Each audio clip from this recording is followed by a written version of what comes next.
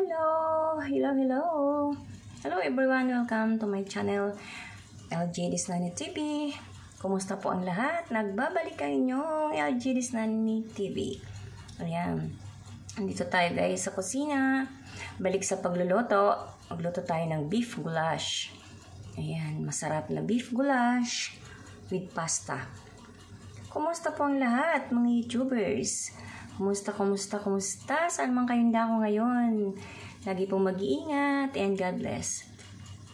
Ito po yung tomato paste with basil leaves. Ang kailangan po natin dito, andito po, mga nakalagay dito sa aking videos, kung anong kailangan natin sa pagluluto ng beef goulash. It's yummy beef goulash with pasta. Pangunahing kailangan po ang beef meat, mushrooms, butter, cooking oil, tomato paste, black pepper, salt, cumin, beef cubes, paprika, sugar. Ayan po ang mga pangunahing kailangan natin sa dish na to, beef goulash. Kumusta po ang mga YouTubers lahat-lahat diyan? Kumusta?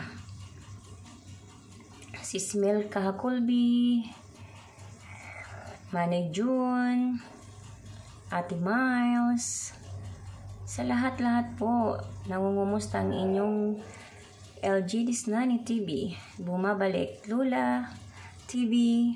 Kumusta na po kayong lahat? Ayan, na-miss ko kayo. Kaya dito na naman po tayo sa pagluluto na sa aking channel. Love shoutout sa mga kapwa kong yan, ng mga YouTubers. Nasaan na kayo ngayon? Nagbabalik ang inyong likod. Maliit man o nagsisimula pa man lang o malaki man. Go lang tayo.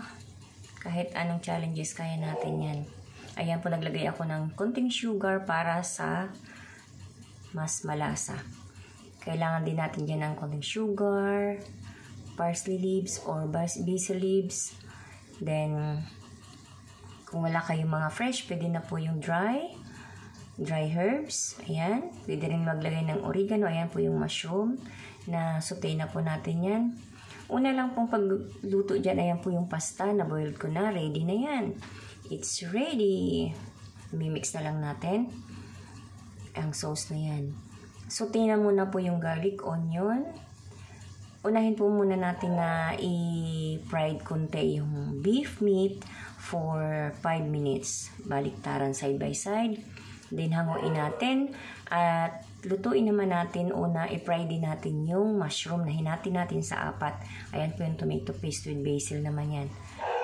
Yung mga pangunahing kailangan natin dyan. Ayan, butter po. Ayan, butter. Nag-iingay ang aking aso kasi may naglilinis sa aming garden. Oh my gosh. Thank you for watching, guys.